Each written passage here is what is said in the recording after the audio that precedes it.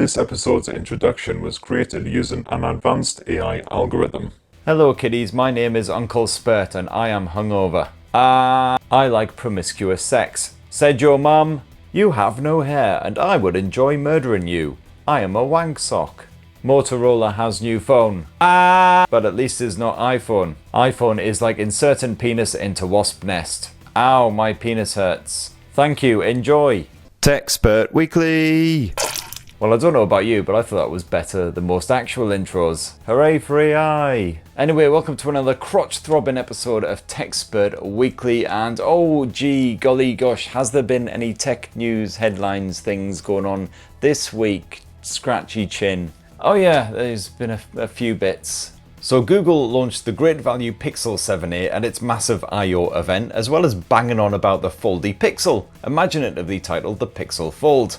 It's another Tensor G2 blower with Pixel 7 Pro style camera tech and the most durable hinge of any foldable phone. Durability test conducted by Google, so obviously completely unbiased, don't question our judgment or we'll destroy you! Of course, the Pixel Fold also costs from £1,749. At which point, if you want an absolute monstrosity of a smartphone, you might as well just sellotape 4 Pixel 7a's together. I don't even think they spent that much on the buffet at the King's coronation.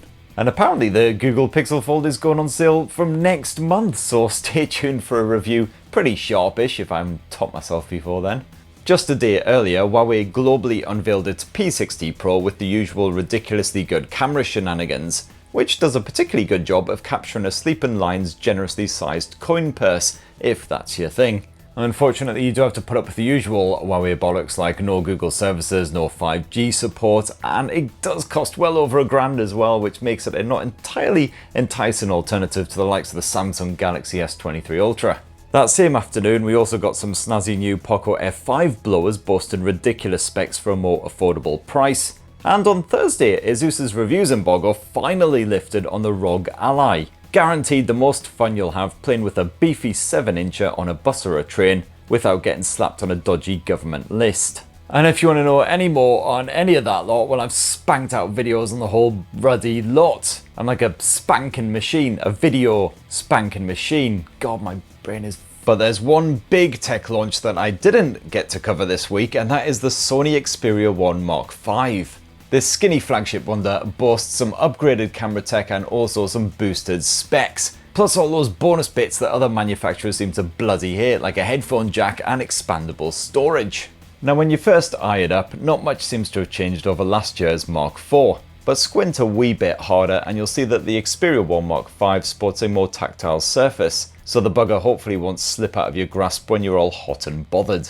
The Xperia 1 Mark V is constructed from Gorilla Glass Victus 2, just like Samsung's Galaxy S23 blowers, and it's IP68 water and dust resistant, so it's well hard in it.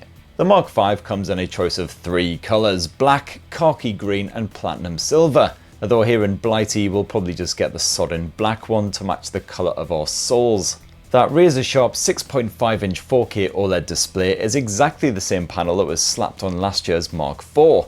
This supports the usual Sony Director Mode shenanigans and maxes out at 120Hz, but it's not LTPO tech, so that refresh rate can't drop super low to preserve battery. And the Xperia 1 Mark V boasts even louder stereo speakers with improved bass apparently. So it should be a good one for annoying grannies on the bus when you're blasting a good bit of insert name of relevant pop band here at top volume. I was going to say Little Mix for that bit, thinking I was being all hip and relevant and down with the kids, but then I googled them and apparently they disbanded over a year ago, so f*** my life, I'm old. Do teenagers still listen to James? Oh sit down, oh sit down, oh sit down, sit down next to me. Stone Cold banger. Don't write them like that anymore, do they? The Xperia 1 Mark V boasts all of the usual shenanigans, including high-res audio, you got a tasty bit of LDAC action, that Clever Balls digital sound enhancement engine, etc. And yes, that headphone jack is still desperately clinging on for dear life, so please God Sony, don't ever get rid of it. And using my incredible ability to read things what around the internet, I see that the Sony Xperia 1 Mark V's 256 gigs of storage is still expandable via micro SD memory card, unlike pretty much every other flagship blower out there, so back of the net. Performance should be ably handled by Qualcomm's Snapdragon 8 Gen 2 backed by 12 gigs of RAM. so hopefully this year's model won't get quite as toasty as last year's. And Sony's Game Enhancer tool has been enhanced itself with some spangly new features. So for instance, you'll be able to monitor your phone's temperature, performance, etc. while you're gaming, and you can also take a quick screenshot just by poking that camera shutter button. And that battery is once again a 5000 mAh mega bastard with 30 watt wired charging and wireless charging support. Although, as is the trend these days, you will not find an actual adapter bundled in the box. But as ever, it's the camera tech which is the most interesting feature here on the Sony Xperia 1 Mark V, because Sony has hooked a fresh new 24mm Exmor T sensor onto this bad boy. This is a 52 megapixel stacked CMOS image sensor with 2-layer transistor pixel design. And no, I don't know what any of those words I just said actually means, but if you did, well, congratulations, have a cookie. But apparently this fresh new Exmor T sensor captures 12 meg images by default, and apparently it's 1.7 times larger than the sensor slapped on the Xperia 1 Mark IV, so significantly better for that low light shooting. The Xperia 1 Mark V's autofocus is enhanced with upgraded Clever Clogs AI algorithms to keep your subject sharp, even if they're bloody miles away. While AI is also used to accurately calculate white balance and adjust the exposure so your shots are perfectly saturated. And apparently the camera comes preloaded with 6 creative look filters which can change up the vibe of your photos and videos, like the standard mode and the lower saturation mode, and 4 others that I'm equally as bothered about. And as well as that primary sensor, Sony has also slapped on 2 other 12 meg options. You've got a 16mm Exmor RS ultra wide angle snapper and an 85 to 125mm Exmor RS telephoto shooter. Your home movies unfortunately do max out at 4K resolution again, but you can shoot Ultra HD footage with all 3 lenses at up to 120 frames per second, same as the last gen. Oh, and apparently Video Pro now supports vertical shooting for any TikTokers out there if you like to do your TikToks. And speaking of which, even I'm on TikTok now. Bloody hell, I know, what, right? I've done quite a few of the TikToks now, so go check those out if you wanna, maybe, I don't know. They're kind of pointless and annoying, but they are also rather short, which incidentally is the first line of my Tinder profile. And as usual, you can use the Xperia as an external monitor when you're shooting video with the Sony Alpha camera, or use it to view live chat if you're streaming online. And that right there in a tasty wee nutshell is the fresh new Sony Xperia 1 Mark V flagship smartphone. Should be a rather classy device as long as the camera hardware is in balls. But of course, as usual, it will cost you a liver and a spleen, so you might want to start harvesting organs now. And hopefully, just like that Pixel Fold, I'll be bringing you a full Xperia 1 Mark V review imminent soon. Anyway, I think that's most of the big tech headlines for the week covered off now. And even if it isn't, frankly, my will to live is lower than my grandpa's ball bag. So let's do the viewer comments. Viewer comments. So let's kick off this week's viewer comments with more hot Croydon chat. Why not? It's what brings all the boys to my yard. Maybe, possibly. Hidiria110 says, Croydon is also the land of the famous Peep Show series. Truly one of comedy's greats, although it doesn't ever make you actually want to visit Croydon, that's for sure. I do wonder actually if they do like a Peep Show location walk-in tour type thing. Come visit the bus stop where Jez takes a piss. Or the alleyway where Mark is accosted and beaten up by angry children. I also wonder if they supply the stab-proof vests or if you have to bring your own. Rob Page says, Croydon, the ancestral home of the mighty Captain Sensible. So Captain Sensible from The Damned, just checking him out. I had no idea he came from Croydon. In fact, he even wrote a song called Croydon, presumably about Croydon. I haven't listened to it, but I'm assuming it's just several minutes of someone vomiting violently over the sounds of police sirens. You got me going down an absolute rabbit hole now. I was also checking out other celebrities who happen to come from Croydon. Apparently, horror star Peter Cushing, of all people. He was also from Croydon, though I'd imagine facing up against werewolves and vampires was probably a f***ing holiday compared to living there. KZL says, here he is, Uncle Spurt, ready to celebrate the Chazzle Dazzle. Well, I'm not sure about the Chazzle, but I'm certainly all about that dazzle. And last week we were discussing compact phones and how they're basically all but extinct these days. So Porsche says, the problem with small smartphones is that despite all the whining and moaning on YouTube, I don't know what you're referring to, sir, nobody is buying them in enough quantities to make it worth selling them. And yeah, I mean, this is basically true. It's all people's fault. People are shit.